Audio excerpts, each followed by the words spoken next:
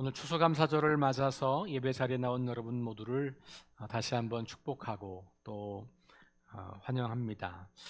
부모님, 가족, 친구들, 또 직장 동료들, 또 이웃들, 또 우리가 잘 인지하지 못하고 서로 관계를 맺고 살진 못하지만 이 세상 여기저기에서 각자의 삶을 잘 살아내는 사람들 때문에 또 우리의 삶이 평안하고 또 우리 삶이 지속된다는 것을 생각하면서 이 땅에 있는 모든 사람들에게 감사의 마음을 갖는 그런 시간이기도 합니다.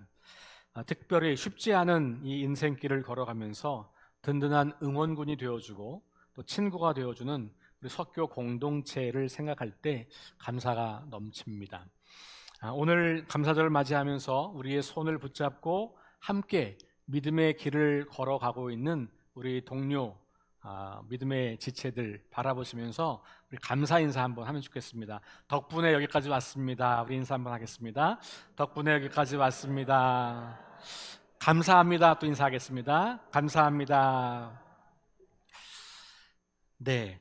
그리고 무엇보다도 연약한 우리에게 이렇게 좋은 공동체를 허락하셔서 믿음의 형제 자매를 통해서 우리를 사랑해 주시고 인도하시는 하나님 아버지께 감사와 영광의 박수를 올려드리면 좋겠습니다. 감사합니다. 추수감사절은 역사적으로는 1620년 영국에서 종교의 자유를 찾아서 아메리카 대륙으로 이동한 청교도들이 그 추운 겨울을 지나고 한 해를 지나고 나서 1621년에 얻은 몇 가지 수확물을 가지고 하나님께 감사 예배를 드렸던 그 미국의 역사의 맥을 가지고 있습니다. 1863년에 링컨 대통령 때 이르렀을 때 매년 11월 넷째 주 목요일을 감사절로 정하게 되고 미국은 지금까지 그날을 감사절로 지키고 있습니다. 사실은 지금은 이제 너무 이 기독교적인 전통이 많이 사라지면서 추수감사절보다는 블랙 프라이데이, 그래서 빅 세일로 이제 이 절기가 시작되는 그런 일이 있습니다만, 어쨌든 역사적으로는 미국이 신대륙을 발견하고 그곳에 와서 한 해를 지나고 나서 그 하나님께 감사했던 그 시간을 기억하는 의미 있는 사건이기도 합니다. 자료를 찾아보면 우리 한국에서는 1902년 10월 5일 여주에 있는 큰 고을 교회, 지금은 이 교회 이름이 존재하지 않더라고요. 큰 고을 교회에서 이천 지방의 감리교회가, 아마 지금으로 말하면 이천 지방 안에 여주가 포함되어 있던 것 같아요. 그 감리교회에서 연합해서 모여서 첫 추수감사주를 드렸다는 기록이 신학월보라고 하는 그런 잡지에 나오고 있는 것을 확인해 볼 수 있습니다. 이 신학월보는 1900년 12월에 창간된 한국 최초의 신학 잡지입니다. 특별히 감리교회의 리더들이 이 일을 시작했기 때문에 감리교회 여러 소식들을 전하기도 하고, 그리고 신학 이런 내용들을 소개하기도 하고 또 사역들을 소개하기도 했던 그런 책이었고, 일제의 탄압에 의해서 폐간이 되긴 합니다만 10여 년 가까이 매월, 초기에는 매월, 좀 뒤에는 겨월로 이렇게 발간했던 한국 교회의 굉장히 중요한 사료로 언급되고 있는 그런 자료입니다. 그 자료에 의하면 1902년에 10월 5일, 그런데 그때가 10월 5일인데 음력으로 보면 추석 지나고 바로 주일이에요. 그러니까 미국의 11월 달에 하는 전통과는 달리 우리 한국에서는 우리의 추석 때에 맞춰서 그렇게 첫 추수감사 예배가 있었던 것을 기록으로 확인할 수 있습니다. 좀 시간이 지나서 장로교회에서는 1904년에 공식적으로 추수감사절 예배를 처음 지키기 시작했던 것으로 보이고, 1914년에 장로교 총회에서 11월 셋째 주 수요일을 감사절로 정해서 미국의 그 시간과 일치하는 시간을 정했고, 그것이 오늘까지 이렇게 내려오면서 11월 셋째 주일을 우리 한국교회에서는 추수감사주일로 지키고 있습니다. 어떤 교회들은 이게 우리의 이 절기랑 잘 맞지 않아서 추석을 전후해서 10월 첫째 주나 뭐 요쯤에 추수감사주일을 혹은 추석을 지내고 그 다음 주일에 추수감사주일을 지내는 교회들도 많이 있는 것을 우리가 보게 됩니다. 시간의 의미라기보다는 추수 그리고 한 해를 돌아보며 하나님께 감사하는 의미로 이 시간은 여전히 의미가 있다고 생각이 됩니다. 역사적으로만 근거가 있냐? 그렇지 않고 성경적 근거도 분명하게 있습니다. 그것이 추수감사절이다 이런 건 아니지만 추수감사절의 같은 의미의 어떤 전통이 성경에도 있는 것을 볼 수가 있는데, 출애굽기 23장 16절에 보면 맥추절을 지키라 이는 내가 수고하여 밭에 뿌린 것의 첫 열매를 거둠이니라. 수장절을 지키라 이는 내가 수고하여 이룬 것을 연말에 밖에서부터 거두어 저장함이니라 라고 말하면서 두 개의 감사절을 소개합니다. 맥추절, 처음에 봄에 씨를 뿌려서 초여름에 거두는 첫 번째 수확. 그래서 지금도 우리는 7월 첫째 주일을 맥추감사주일로 지키죠. 보리나 밀과 같은 그런 첫 수확을 드리는 것이죠. 그리고 이제 연말이 되면, 가을 추수 때가 되면 그 곡식을 모아서 창고에 저장해서, 수장이라고 하는 것은 저장한다고 하는 말이죠. 혹은 초막절, 광야 생활을 기억하면서 이렇게 풍성하게 은혜를 베푸신 하나님을 기억하면서 초막을 짓고 거기서 지내면서 축제를 벌였던, 그래서 이름을 초막절로 부르기도 합니다. 어쨌든 그것이 지금의 추수감사주일과는 맥을 같이 하는 성경에 나오는 감사절이기도 하죠. 그래서 지금 현대의 추수감사절의 역사적 의미는 미국의 역사 그리고 우리 한국의 초기 그리스도인들이 선교사들에 의해서 받았던 그 전통을 이어가는 것이지만, 더 근원적으로 따져보면 감사하는 마음과 감사의 절기를 지키는 것은 이미 아주 오래전 구약 성경의 거의 첫 부분 출애굽기 때부터 나오는 이야기인 것을 보면, 성경이 기록되고 성경을 사용하던 이스라엘 백성들에게서부터 이 감사절은 매우 중요하고 의미 있는 전통으로 오늘까지 내려오고 있다라고 볼 수가 있겠습니다. 사실은 지금은 농경 문화 속에 살고 있는 사람들이 많지는 않죠. 그 사람들이 없으면 우리가 다 굶어 죽어서 사실은 굉장히 필요한 분들이고 우리가 그 감사를 해야 되는 게 분명하지만, 우리가 실제로 농사를 지어서 먹고 사는 사람은 많지는 않잖아요. 이제는. 예전엔 다 자급자족이었고 그랬는데, 그런 시대가 아닌, 다시 말하면 우리가 곡식을 씨를 뿌리고 그것을 가꾸고 그것을 열매를 맺는 그런 것은 아니니까, 실은 농경 문화의 이 전통이 오늘 이 현대 우리에게는 또 다른 의미로 다가올 수밖에 없는 거죠. 곡식을 농사하진 않지만 우리는 우리 인생을 농사하는 거죠. 한 해를 우리는 농사하면서 우리의 삶이 어떤 열매가 있는가를 보고 있는 것 같습니다.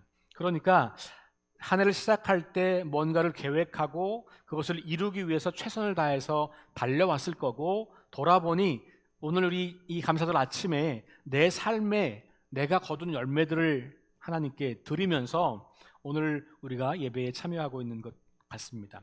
그것이 오늘 우리에게 굉장히 중요한 의미인 거죠. 이 앞에 우리가 농사하지도 않은 이 과일과 쌀을 사다가 여기다 이렇게 올려드리는데, 이건 상징적인 거죠. 그렇죠? 비록 우리가 농사를 지어서 곡식을 드리진 않지만 한 해를 우리와 함께 하시고 도와주신 하나님께 감사한다는 의미를 담아서 상징적으로 이런 수확물들을 주님께 올려드리는 겁니다. 근데 이건 상징일 뿐이고 실제로 우리가 드리는 감사는 쌀과 배가 아니죠. 여러분들 오늘 드리는 추수감사 헌금, 그것도 아니에요. 다 상징이에요. 우리의 삶을, 한 해 동안 살아왔던 우리의 삶을, 삶 속에 누렸던 기쁨과 감사를 주님께 올려드리는데, 이걸 뭘로 올려드리는가? 마음으로 올려드리면서 우리가 드릴 수 있는 물질, 우리가 바칠 수 있는 곡식들을 대표하여 상징으로 주님께 드리는 거죠. 그러니까 이 곡식이 우리 헌금이 의미하는 바는 단지 그 물건, 그 물질, 그 곡식이 아닌 거죠. 그 안에 담겨 있는 우리의 인생, 2025년을 살아왔던 우리의 삶이 거기에 담겨 있는 것입니다. 그리고 하나님은 그 우리의 삶을 보고 기뻐하시는 거죠. 우리가 드리는 쌀 보고 기뻐하시는 분이 아니잖아요. 우리가 바치는 우리의 땀 한 방울도 들어가지 않은 이 곡식을 하나님이 기쁘시게 받으시겠어요? 그건 아니죠. 그런데 이걸 드리는 행위를 통해서 우리는 우리의 삶을 주님께 드리는, 우리의 삶을 감사로 고백하는 그 우리 자신을 주님께 드리는 거고, 주님은 그런 상징들을 통해서 우리의 마음과 우리의 삶과 우리 인생을 바라보고 기뻐하실 겁니다. 생각해 보면 얻은 것이 별로 없거나 자랑할 만한 성취와 업적이 별로 없는 시간을 보내기도 합니다. 한 해를 지나오면서 얻은 것보다는 잃은 것이 더 많다고 여기는 분들도 있을지 모르겠어요.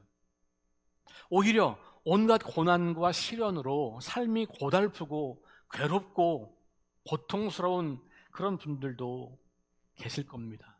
그래서 어쩌면 감사와 기쁨보다는 원망과 탄식과 불만족과 결핍이 지금 우리 마음을 사로잡고 있는 분들도 계실지 모르겠어요.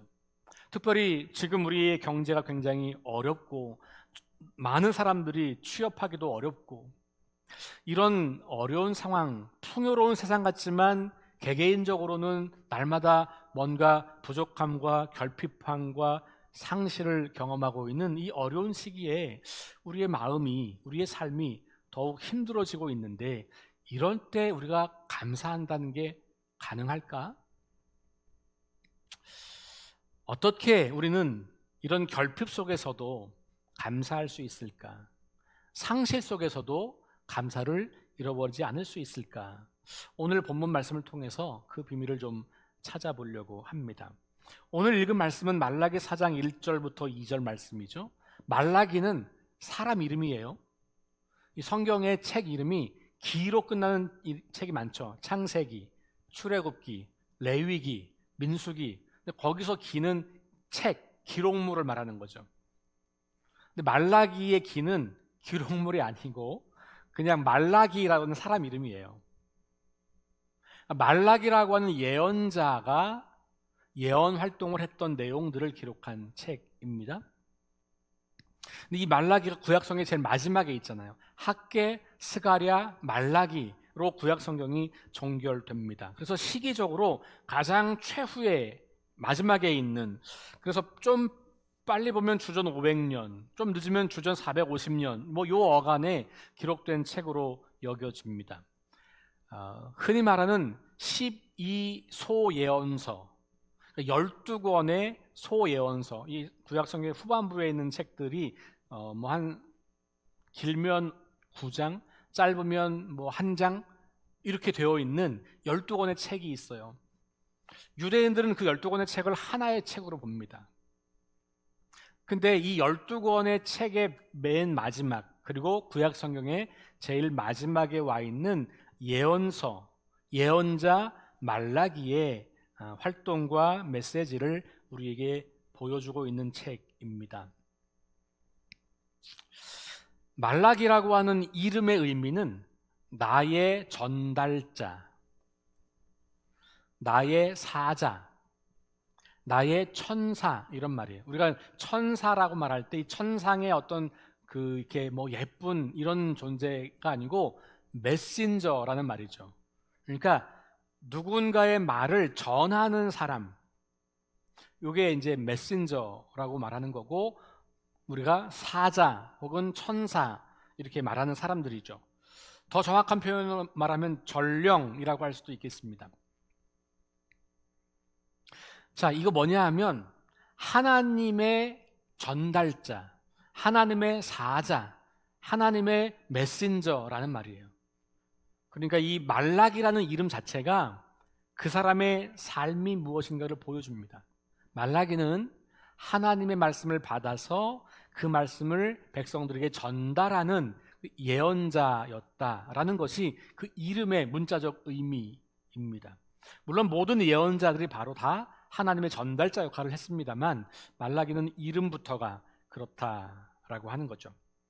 말라기가 활동했던 시기는 바벨론 포로에서 돌아온 다음 바벨론 제국이 이제 바사, 페르시아 제국에 의해서 멸망하면서 이제 바벨론에 잡혀갔던 사람들이 돌아오게 됩니다. 그리고 이 말라기는 그 고레스 왕, 바사 제국의 첫 번째 왕인 고레스 왕 다음에 다리오 왕이 등장하는데 그 다리오 왕 시대의 인물로 보입니다. 세계사에서는 다리우스라고 하는 이름으로 사용이 되고 성경에는 다리오라고 그렇게 사용되죠. 그래서 고레스, 다리오, 아하수에로, 아닥사스다 이런 왕들이 이게 우리 성경에 보면 등장하는 인물들이거든요. 그런 왕들 그 중에 두 번째 다리오 왕 요때 학계 스가랴가 이미 앞서서 예언을 했습니다. 특별히 학계와 스가랴의 관심은 성전을 재건하는 것이었어요. 그래서 성전을 더 늦기 전에 재건하라. 그리고 나면 하나님께서 우리에게 복을 주셔서 우리가 평안할 것이다. 뭐 이런 이야기들을 전했습니다. 그런데 말라기 시대가 됐는데도 성전은 완공했는데도 뭔가 큰 변화가 없는 거예요. 똑같이 어렵고 고생하고 약속했던 그 번영이 실제가 되지 않아요. 그 전에 뭐 에스겔이나 혹은 예레미야나 이런 예언자들이 선포했던 다윗 왕조의 회복 혹은 새 언약의 성취 이런 것들이 여전히 멀어 보여요. 시간은 흘러가는데 성전은 다시 재건했는데 여전히 포로기를 살고 있는 이스라엘 백성들에게는 뭔가 큰 변화와 큰 번영이 등장하지 않는 그 가운데 사람들의 마음이 점점 낙심해져 가고 하나님이 진짜 없는 것 같아. 아니면 하나님은 우리를 사랑하지 않는 것 같아. 아니면 하나님은 무능하신 것 같아. 이런 신앙적인 회의가 막 오기 시작하는 거예요. 그러다 보니까 하나님을 의심하기 시작하면 삶을 마구 살아가는 일이 발생하게 돼요. 하나님도 안 계시다는데 하나님이 약속도 안 지키는 분이라는데 뭐 하나님이 보니까 뭐 불의한 사람들은 잘 먹고 잘 살고 그러는데 우리는 그렇지도 않은 것 같은데 계속 어렵고 에이 뭐 우리만 정직하게 살면 뭐 하겠어? 우리만 손해보면 뭐 하겠어? 이런 마음들이 드는 거죠. 그러면서 그 사람들의 삶이 무너지기 시작하고 특별히 제사장들도 불의한 삶을 앞장서서 살게 되는 그런 시대를 맞이하게 됩니다. 그래서 하나님에 대해서 의심하거나 하나님을 오해하면서 영적인 방황과 침체의 시기를 맞이하게 됩니다. 이런 상황에 있는 사람들에게 말라기는 하나님이 누구신지에 대한 바른 이해를 알려줍니다. 이스라엘의 아버지시고 군주시고 언약을 만드시고 그것을 이루시는 분이다 라고 하는 것을 다시 들려주게 됩니다. 그러면서 하나님에 대한 바른 이해를 회복할 것을 요청합니다. 제사장들과 백성들이 정직과 성실로 삶을 살지 않고 불의와 거짓으로 인생을 살면서도 여전히 제사를 지내면서 복주기를 기대하고 있는 그런 사람들에게 예배와 삶이 정직하고 거룩한 것으로 회복될 것을 요청합니다. 하나님을 예배하는 것에 소홀했고 여기서 예배라고 하는 건 제사를 안 드렸다는 말이 아니라 정직한 제사를 드리지 않는 것, 하나님을 두려워하지 않으면서 형식만 지키는 제사 행위들 이런 것들을 이제 말하고 그리고 결혼 관계에 충실하지 않아서 아내를 함부로 대하거나 결혼 관계를 함부로 끊는 사람들이 등장하게 됐고 더 나아가서는 야 하나님 섬기는 거 소용없더라, 의미 없더라, 굳이 뭘 그렇게 애쓰냐 그러면서 하나님을 섬기는 것을 헛된 일이라고 그렇게 불평하는 사람들에게 하나님과의 관계 그리고 이웃과의 관계를 바로 세우는 정직과 성실의 삶을 요청합니다.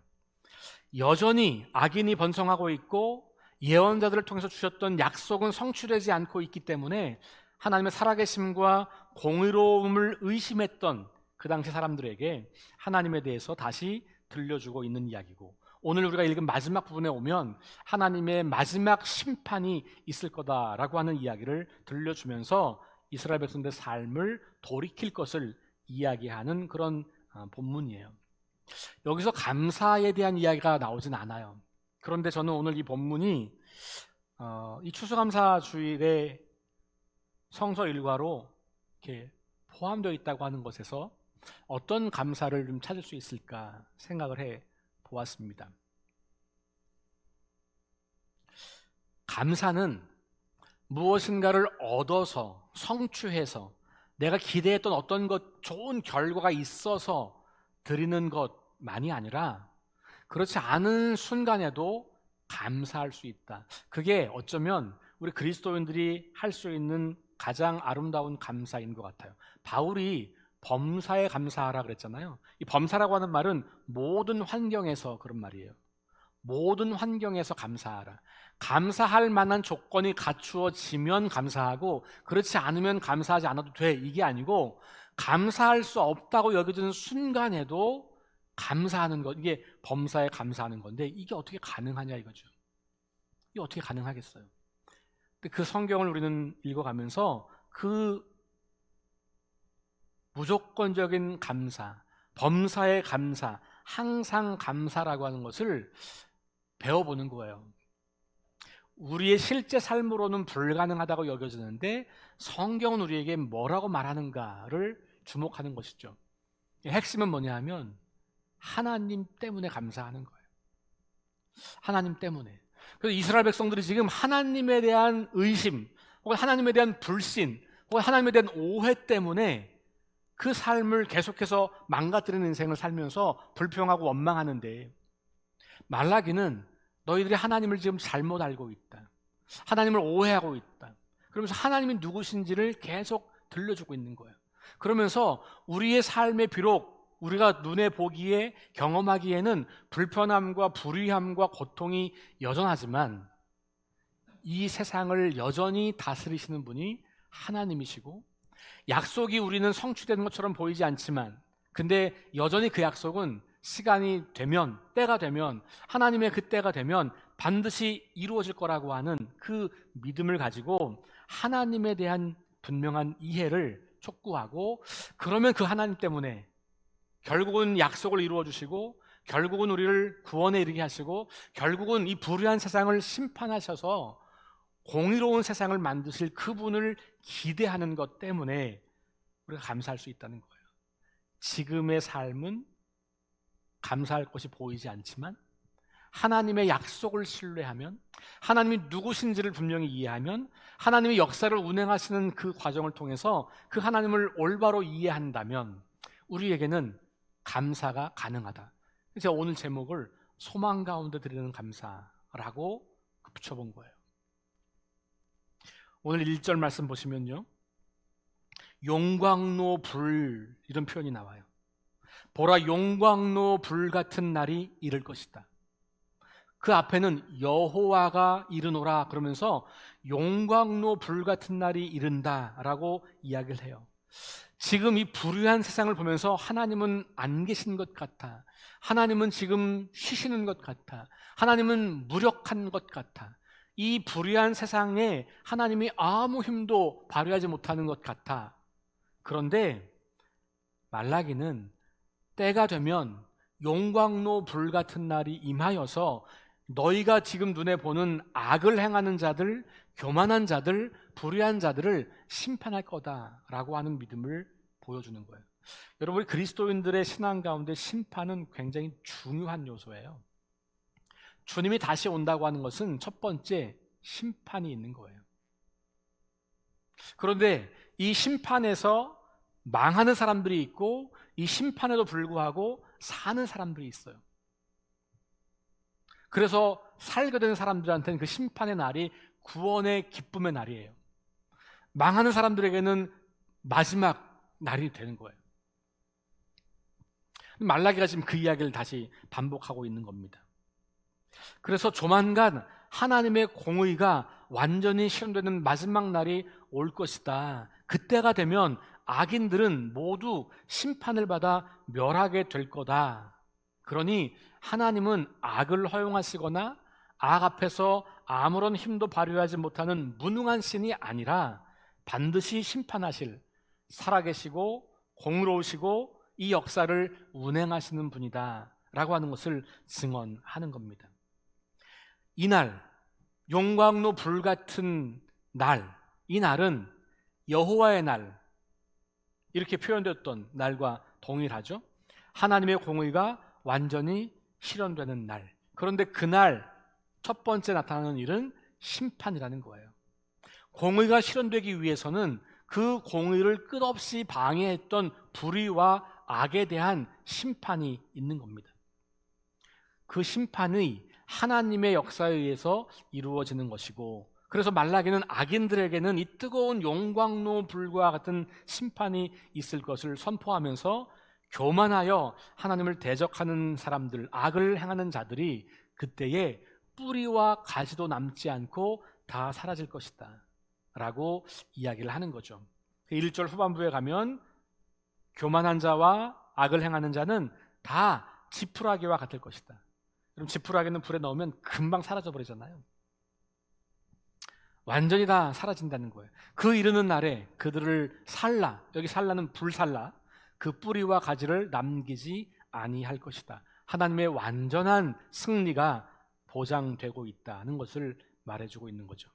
그런데 이렇게 심판의 날에, 그 동일한 심판의 날에 이 불의한 시대에서도 여전히 하나님을 신뢰하고 바라보며 의롭게 살아가던 사람들은 그 심판이, 그 불같은 심판이 오히려 우리의 구원의 날이 되는 거예요. 그래서 이 날이 도적같이 올지라도 문제가 되지 않는 것이죠. 두려워할 일이 아닌 거예요. 기름을 준비한 신부와 같이 기쁨으로 주님을 맞이할 수 있기 때문에 그렇습니다. 그래서 데살로니가 전서 5장에는 이런 마지막 심판에 대해서 말하면서 상반된 표현 두 가지를 써요. 뭐냐면 그날이 도적같이 임한다, 이런 표현이 있어요. 5장 2절에. 근데 놀랍게도 5장 4절로 가면 형제들아 너희는 어둠에 있지 아니하매 그날이 도둑같이 이르지 못하리라, 이렇게 말해요. 그날은 도둑같이 오는데 준비하지 않은 사람에게는 도둑같이 오는 거예요. 갑작스럽게 오는 거죠. 이 대비할 능력이 없어요. 그런데 믿음을 가지고 사는 사람들에게는 아무리 도적같이 온다고 하더라도 도적같이 오는 게 아니라는 거예요. 왜? 우리는 이미 준비가 되어 있기 때문에 그런 겁니다.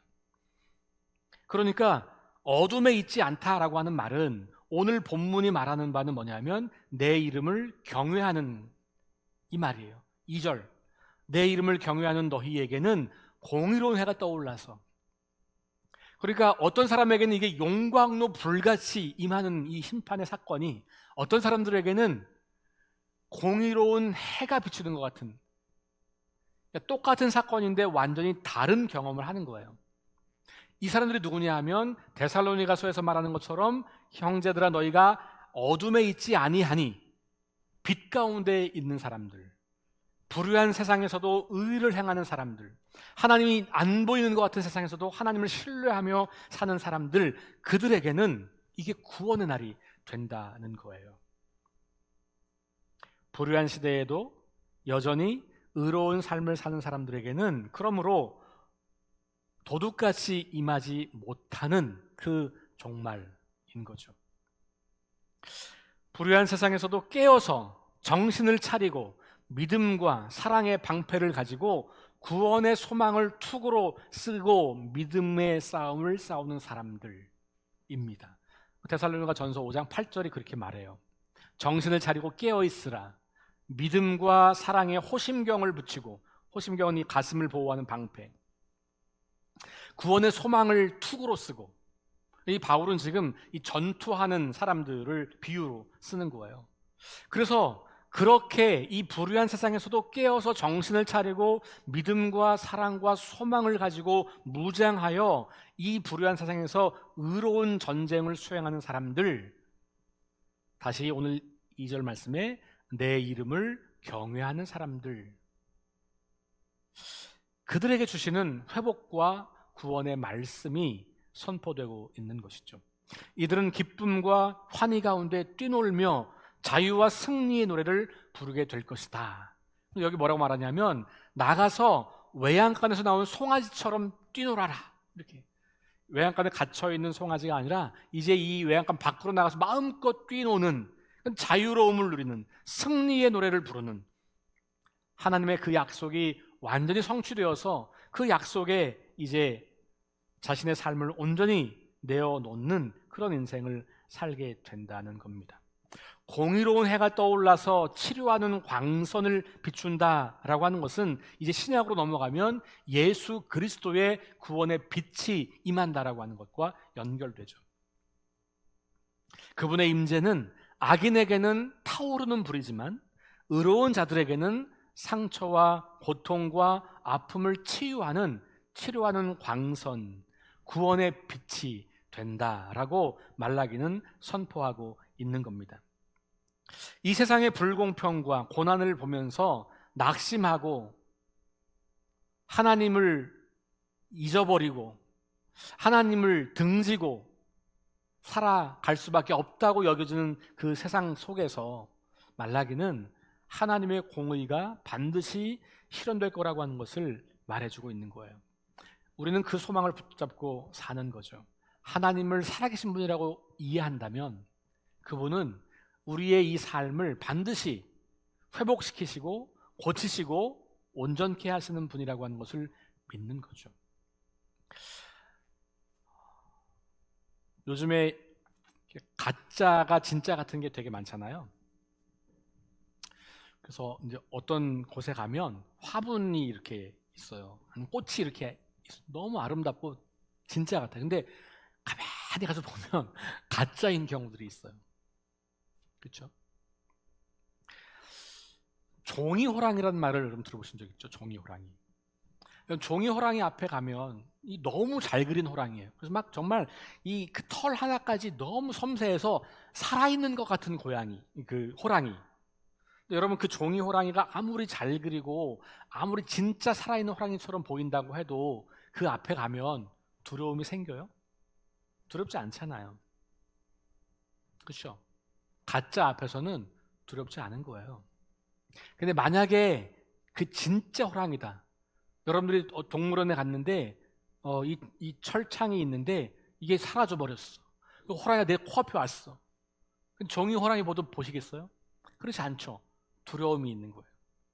하나님이 살아계신다는 걸 믿는 것은 그런 겁니다. 하나님이 이 종이 호랑이처럼 그럴듯하게 섬세하게 그려진 것을 보면서 그냥 감상하는 게 아니라 하나님이 살아계심을 믿는다고 한다면 우리가 실제로 호랑이를 만나게 되는 것처럼 그 두려움을 가지면서 그 하나님 앞에서 우리가 어찌할 바를 모르는 거잖아요. 그리고는 그 하나님의 그 위엄 앞에서 하나님의 위대하심 앞에서 하나님의 그 거룩하심 앞에서 우리는 무릎을 꿇을 수밖에 없는 거죠. 하나님이 진짜 살아계심을 믿는다면 이 불의한 세상, 거짓이 가득한 세상, 온갖 욕망으로 가득한 이 세상 속에서 우리가 하나님을 바라보게 되는 거죠. 이 세상에 압도되지 않고 오히려 이 세상을 통치하시고 다스리시고 심판하실 그 하나님을 신뢰하게 되는 겁니다. 그게 우리가 갖고 있는 소망이고 믿음인 거죠. 지금 당장 눈앞에 어떤 성과나 결과가 없을 수 있겠지만 신실하신 하나님을 바라보면서 믿음의 길을 걸어갈 수 있는 이유는 그 하나님이 진짜이기 때문을 믿기 때문인 거죠. 공의의 길을 걸어가면서 고난이 닥치고 손해를 감수하더라도 그 길을 포기하지 않을 수 있는 것은 최후의 승리를 허락하시는 하나님이 종이 호랑이가 아니라 살아있는 하나님이라는 것을 믿기 때문에 그런 겁니다. 그런 사람들, 그들을 내 이름을 경외하는 너희라고 말라기는 표현합니다. 우리 그리스도인들이 고백하는 진정한 감사는 그래서 어떤 성취나 업적 때문만이 아니라 때로는 그것을 우리가 가지고 있지 못한다고 할지라도 살아계신 하나님을 신뢰한다면 그 하나님이 이 역사를 바꾸어 가시고 내 삶을 가장 좋은 곳으로 인도하신다는 믿음을 가지고 있다면 그러면 우리는 그 하나님 때문에 감사할 수 있다는 거예요. 그 하나님을 잃어버리면 소망이 없잖아요. 정말 이 불의한 세상에서 낙심하고 절망하고 그냥 마음대로 그냥 살아가는 거죠. 근데 살아계신 하나님께서 심판하실 거고 그 공의로움을 회복할 거라고 하는 믿음이 진짜 있다면 우리는 거의 세상에 기죽지 않고 낙심하지 않고 소망 가운데 감사를 드릴 수 있는 거죠. 하나님이 우리를 그렇게 바라보고 계시고 우리를 결국은 그렇게 구원하실 거구나. 하나님으로부터 오는 궁극적인 구원 때문에 언젠가는 결국 사라져버릴 영원하지 않은 이 땅에 덧없는 수확에만 마음을 빼앗기지 않고 오히려 어떤 상황에 있든지 악인을 심판하시고 우리를 치료하는 광선으로 구원하실 그 주님을 바라보며 우리의 삶에 감사가 가능하다라는 것을 우리는 생각해 보게 됩니다. 사랑하는 여러분, 한 해를 지나오면서 다행히도 풍성하게 주님께 드릴 것이 있어서 감사하신 분들 너무 감사하죠. 혹시 난 뭔가 드릴 게 없는 것 같아. 내 삶에 얻은 것보다 잃은 게 훨씬 더 많은 것 같아. 한 해 동안 내 삶은 정말 구질구질했고 괴로웠고 고통이고 지금도 그게 끝나지 않은 것 같아서 뭘 감사할 수 있을까? 혹시 그렇게 고민하시는 분들이 계시다면 오늘 이 말씀을 기억하면서 하나님의 살아계심을 다시 신뢰하시고 그분이 여전히 내 삶을 주장하고 계신다고 하는 것을 기억하시면서 오직 그 하나님 한 분 때문에 감사할 수 있는, 이 세상의 모든 것이 다 사라져도 내가 하나님 안에서 최후의 승리를 누릴 수 있는 존재가 된 것을 믿음으로 고백하며 하나님께 감사하는 그런 저와 여러분 될 수 있기를 주의 이름으로 축원합니다. 그래서 이 소망 가운데 드리는 감사로 인하여서 우리의 삶이 모든 순간 외양간에서 나온 송아지처럼 기뻐 뛰놀며 마음껏 누리는 자유로운 인생 될 수 있기를 주의 이름으로 축원합니다.